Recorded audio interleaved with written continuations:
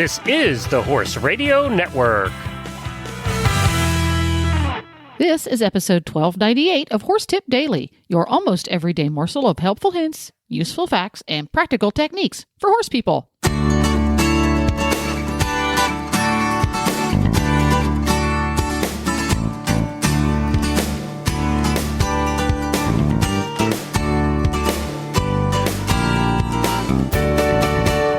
Greetings, horse people. Coach Jen here, and thanks for tuning in to Horse Tip Daily. This time, my good buddy from Shreveport, Louisiana, Michelle Barr from Right Lead Equestrian Center, stops by with some advice on streamlining horse feeding, and we'll get right to it after this important message. But first, let's hear from today's sponsor, Amazon.com. Admit it, you shop on Amazon.com. Don't be embarrassed, we all do. Well, next time you have a hankering to hit up Amazon for some deals, stop by horsetipdaily.com first. Click on the Amazon.com link on the left side of the home page, and then shop till you drop. Doesn't cost you a penny, and helps us keep the lights on here at Horse Tip Daily. And now, on with today's tip. And we're back! That's right, Michelle Barr is here from Right Lead Equestrian Center, and she has stopped by to do some tips. It's been a long time, Michelle. It has been a long time. You get We're all this, busy, you get this fancy new place up there in Shreveport, and all of a sudden I don't get to talk to you anymore. Well, we'll do better. Do better.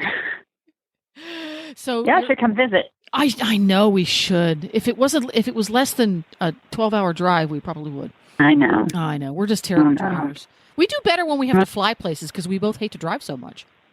Well, we have an airport here too now. That's true. Yeah, we'll just hop on a plane. Anyway, so in lieu of a visit, we're gonna have a chat here on Skype to share with the Horse Tip Daily listeners.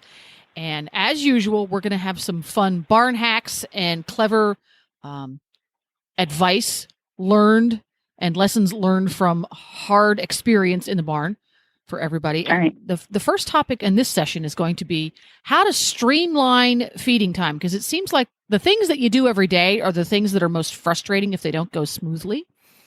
Yes. And you're going to have an aside to that about feeding hot foods and soaking things for your horses, which happens a lot for many of us most of the year. So why don't we start out with hot water feeding and soaking in the barn? There are a lot of issues there. Right. You know, a lot of people don't have hot water access in their barns for a variety of reasons. And I don't have any hot water in my barn yet. Luckily, my house is very close. But still, especially in the winter, it's just hard to drag hot water up to the barn. It's a pain in the butt, and it's cold by the time you get there. It is. Yeah. It is. And you know, if it's raining, it slows you down. You don't want to put it in your vehicle. There's a myriad of problems here. So what I started doing, I had one that started choking, and tried soaking it. And you know, in the winter, again, the water's cold. Things don't uptake the moisture very easily. You have to soak any feed stuff. It goes much better if you use warm or hot water. You're right. That's right. That's right. So what I did is I started thinking about, you know, carrying hot water in a thermos. Well, that doesn't work because you can't really take a big enough thermos to get hot water. You know, you can't even make one bran mash with what fits in a thermos. Exactly. So I went to, I think it was Bed Bath & Beyond. You can probably get them anywhere, Walmart, wherever. One of these electric tea kettles. And so you fill it up, plug it in, and this one heats pretty rapidly. And I can do an entire feeding, you know, one meal for a horse with one full kettle. And then I can plug it, you know, dump it out, fill it back up, plug it in, and do the next one. And it's really pretty quick, and it's of course much faster, especially in the winter, than just waiting and stirring and trying to mash it down with some sort of object, a stick or a scraper or whatever you have laying around. And you can just plug it in and leave it. And that's what I do. First thing, I open the tack room, get the water started, start bringing everybody in. I'm sure I get about half of them in. The first kettle's ready, pour it in, fill it up, plug it back in, go get everybody else. By the time everybody's in and ready to eat, time to make up the second one. You feed the one you did first, feed the next one second, so it's had a chance to soak.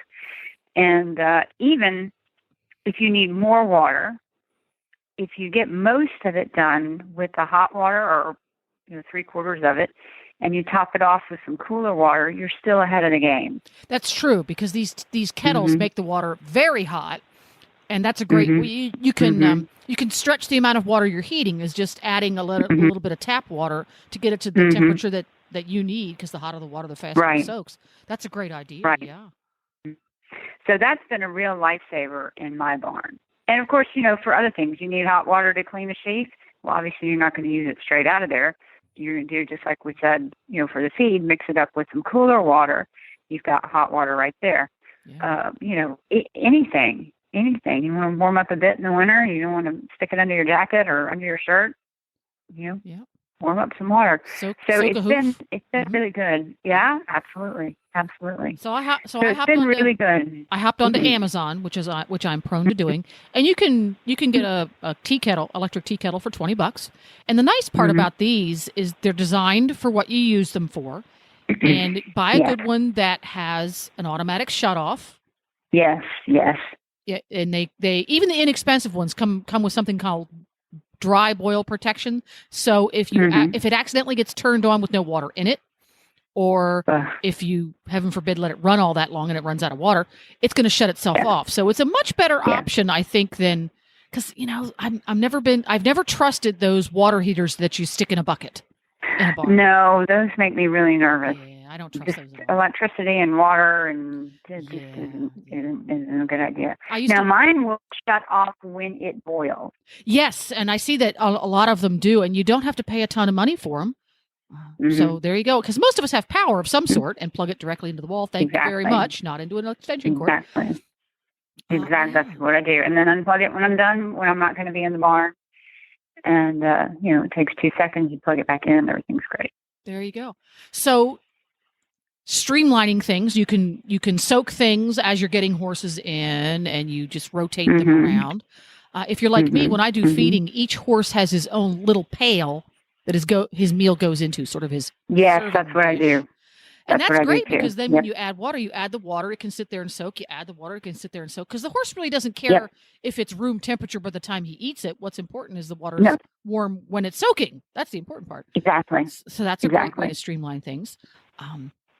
A lot of folks set their feed up during the previous meal. Is that something you do too?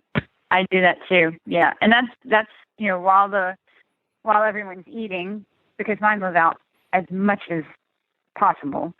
So while they're eating, I'm making up the buckets for the next feeding. And then, they're ready to go for the next one. And you can just run in and grab it, and do what you need to do and deal with, whoever came in with a bite or a kick or defense or, all the things you're going to find when you go up to, when you go up to feed. Yeah. Yep. Something that I have found useful here at the property, our horses, like yours, live out most of the time, so they get hay out in their paddocks. And I use a little hay cart to take it out, because here in Florida, the hay we get is very fall aparty. There's no carrying it. Yes, I remember. Yeah, it's very fall aparty. So I got myself one of those handy dandy yard carts that I can pull with one hand, and I can stuff it full.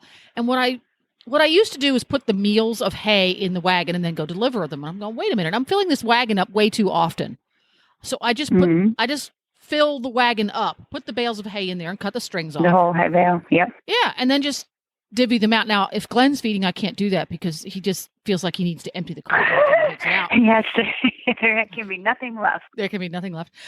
But that saves me going in and loading up the cart more often, which shaves a few minutes off of my day. That works really well. That. Mm-hmm. And something that I do for late night checks is I have everything all set up for late night checks, so I don't have to be turning hoses on and off. If they get that's a good idea. Yeah, if they get extra hay, the hay's tied up in a little bundle outside their stall, so I don't have to run back and forth. Oh, nice. And if they get water and you don't have automatic waterers, instead of dragging the hose back and forth and in and out, I just fill up a 5-gallon bucket and put it in front of their stall. So that now that's an old Pony Club trick. That's an old Pony Club trick, and that way when if I'm doing night check, if somebody needs their buckets topped off, it's a pail right there. You just reach over, and grab it, and you're done, and you don't have to be fighting with the garden hose in the middle of the night, which frankly makes me grumpy. Well, yeah, and then you're just wide awake. It's hard. Then you're wide awake, and you've got crap all over your pajamas. Yeah, I really hate that. I hate that. Yeah. There you go. And another gadget you can grab that has made Glenn's life easier because he is very anti-hay net, as regular listeners know. Yes. I'm very pro-hay net, as regular listeners know. And we have gotten a couple of those hay hoop things. It looks like a square basketball hoop.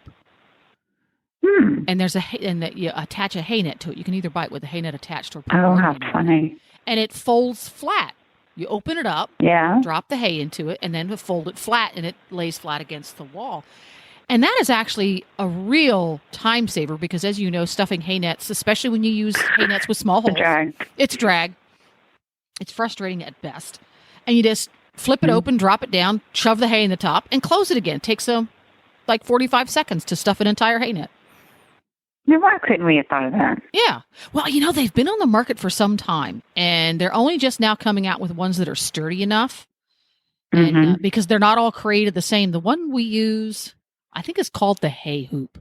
There are various and sundry iterations of it, but this one we like, and we got the ones without the hay nets on the top already installed because the ones with the hay nets already installed, the hay nets were crapola. Yeah, they didn't work very well, so we got the naked ones and added our own. But that has been a real helper for us because you just pop it open, stuff it in, close it up. You're done. What a great idea! And they don't step on their hay and poop on it. Thank you very much. Oh yeah. Even if you don't have a horse that needs to be slowed down like our horses do, even if you have one, it's a matter of efficiency. It's just efficient, and they're not sleeping on their hay, not making a mess of it. So there's a couple of handy dandy tips for streamlining feeding time. I like that. Yeah. So for folks who find your wisdom useful and helpful and enlightening, where can they find Michelle Barr online? The webpage at www.rightlead.com, and also on our Facebook page, and you can just look up Right Lead Equestrian Center, and we have links to the page there and all sorts of horsey stuff, fun and informative stuff, and pictures of the farm and the horses and the students and all the goings on here. And you still do clinics? I still do clinics and do some officiating and teach lessons and all kinds of good stuff. There we go. And if for anybody out there, insider secret here for folks who have been listening to the Horse Tip Daily Show for a long time, Michelle Barr is one of the foremost side saddle experts around. So if you're curious about side saddle, want to learn side saddle, would like to do a side saddle clinic, Michelle is your gal. I can help you. There we go. Thanks a bunch, and we'll see you again soon. Well, there you have it. This podcast was made possible through the very generous support of listeners like you. Learn how you can help support Horse Radio Network programming by going to horsetipdaily.com and clicking on the Auditors banner on the page. This is Coach Jen, and I'll be back again soon with another tip. So until then, go ride your horse. The Horse Radio Network and the Horse Radio Network hosts are not responsible for statements made by guests on the Horse Tip Daily. Please use your own judgment when listening to the tips on this show.